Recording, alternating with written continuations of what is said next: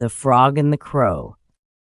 A crow once caught a fine, fat frog, and taking him in her bill, she flew with him to the roof of a neighboring house in order to devour him at her leisure. As she alighted on the roof of the house, the frog gave an audible chuckle. "What are you laughing at, Brother Frog?" said the crow. "Oh, nothing, Sister Crow," said the frog. "Never mind me. I was just thinking to myself that, as it fortunately happens, my father lives close by here, on this very roof, and as he is an exceedingly fierce, strong man, he will certainly avenge my death if anyone injures me."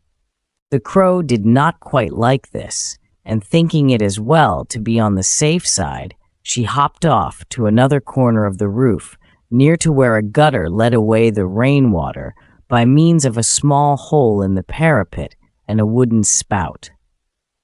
She paused here for a moment and was just about to begin to swallow the frog when the frog gave another chuckle. "What are you laughing at this time, Brother Frog?" asked the crow. "Oh, it's only a small matter, Sister Crow, hardly worth mentioning," replied the frog.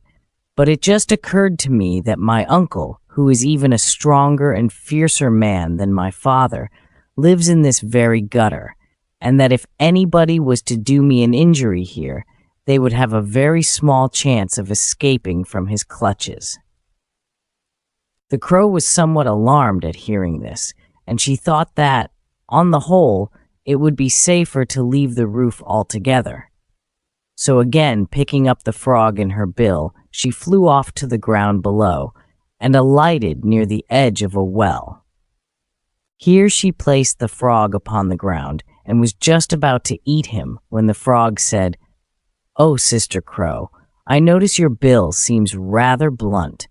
Before you begin to eat me, don't you think it would be a good thing to sharpen it a little?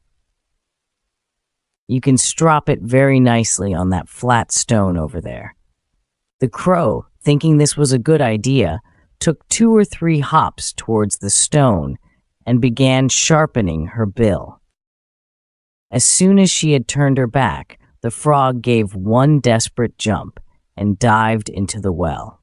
As soon as the crow had made her bill nice and sharp, she returned from the stone and looked about for the frog.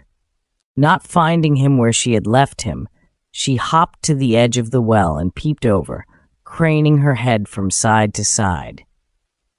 Presently she spied the frog in the water and called out to him, "Oh, Brother Frog, I was afraid you were lost. My bill is quite nice and sharp now, so come along up and be eaten." "I am so sorry, Sister Crow," replied the frog, "but the fact is, I cannot get up the sides of this well. The best thing would be for you to come down here to eat me."